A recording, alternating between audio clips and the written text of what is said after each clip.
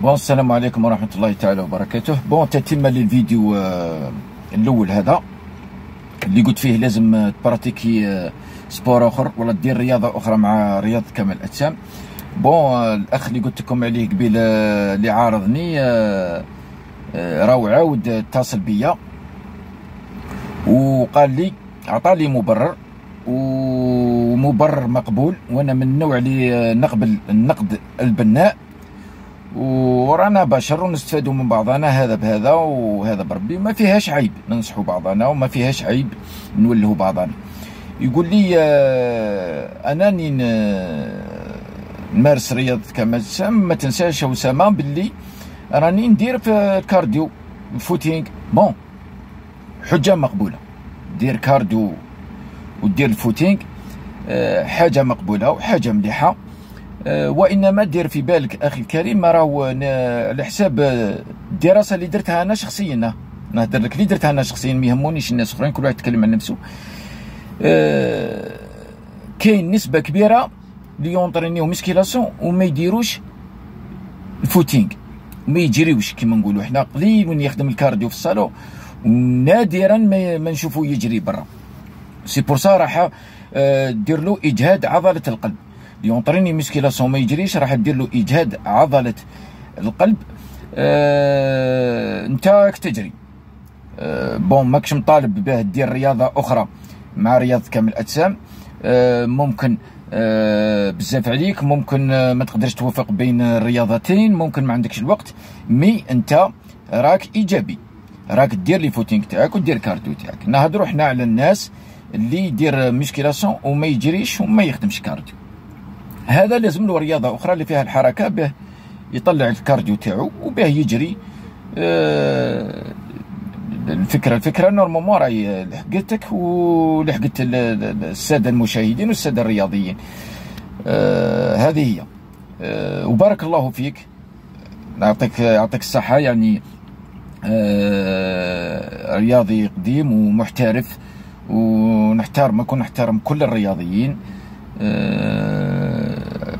غلبتني في هذه، مادامك تجري ودير الكارديو سي بون. مين احنا نتكلموا على الناس اللي تمارس الرياضه هذه وقلنا ما يجري ما يدير كارديو، هذاك لازم له يبراتيكي يدير رياضه اخرى باه يولي رياضي ويولي سبورتيف.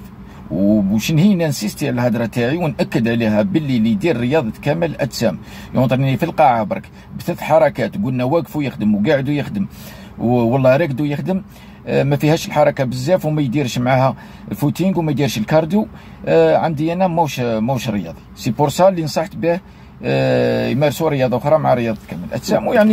يعني على حساب ما درت ثاني البحث على لي زاتليت ولا الابطال العالم اللي شاركوا في مستر اولمبيا، وكل يبراتيكيو رياضات اخرى مع رياضه كمال الاجسام، وكل عندهم نشاطات اخرى. واللي ما يديرش مره كما قلت انت، عنده فوتينغ تاعو، عنده كارديو، عنده جلسه تاع الماساج باه يدي كونتراكتي لو ميسكل تاعو وما يطيحش في الديشيرير. فيها احنا تخصنا الثقافه تاع الرياضه هذه.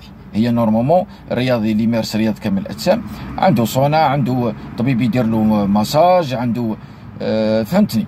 المهم خلاصه القول باه ما نطولش عليكم، اللي يمارس رياضه كمال الاجسام لازم اوبليغاتوار عليه يدير فوتينغ ويدير كارديو. خاطرش اللي ما يديرش فوتينغ وما يديرش كارديو راهي مع الوقت دير له اجهاد عضله القلب، وباه تيستي روحك باللي عندك اجهاد والله، وجربوها ورجعوا لي الخبر.